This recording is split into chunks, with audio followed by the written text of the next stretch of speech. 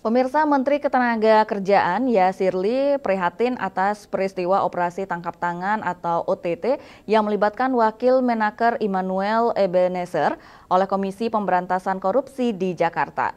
Yasirli mengatakan pihaknya sangat menghormati dan mendukung langkah-langkah proses hukum yang sedang berjalan di lembaga KPK.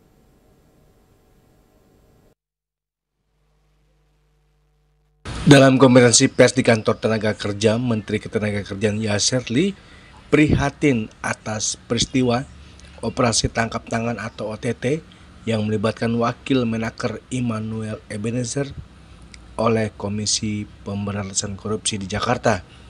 Yasirli mengatakan sangat menghormati serta mendukung langkah-langkah proses hukum yang sedang berjalan di lembaga KPK. Ia mengatakan peristiwa ini merupakan pukulan yang berat bagi dirinya maupun institusi Kemnaker.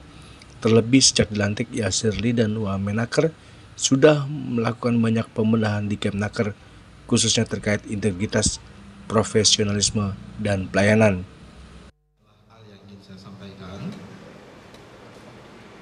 yang pertama, saya prihatin dan menyayangkan peristiwa dugaan tindak pidana korupsi yang saat ini sedang diproses oleh KPK.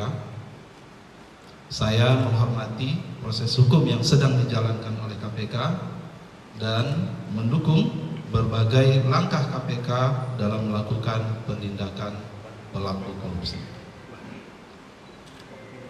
Bagi saya dan keluarga besar Kementerian Ketenagakerjaan, ini adalah pukulan yang berat, terlebih sejak saya dilantik menjadi Menteri Ketenagakerjaan atau dalam 10 bulan terakhir, saya sedang melakukan banyak pembenahan dan penataan, khususnya terkait dengan integritas, profesionalisme, dan perbaikan layanan. Yasirli menegaskan sesuai arahan Presiden Prabowo Subianto, tidak ada toleransi atas perilaku korupsi. Ia juga sudah meminta pejabat dan jajaran Kemnaker menekan fakta integritas. Dari Jakarta, Julius Warta dan Ketut Sumadiasa melaporkan.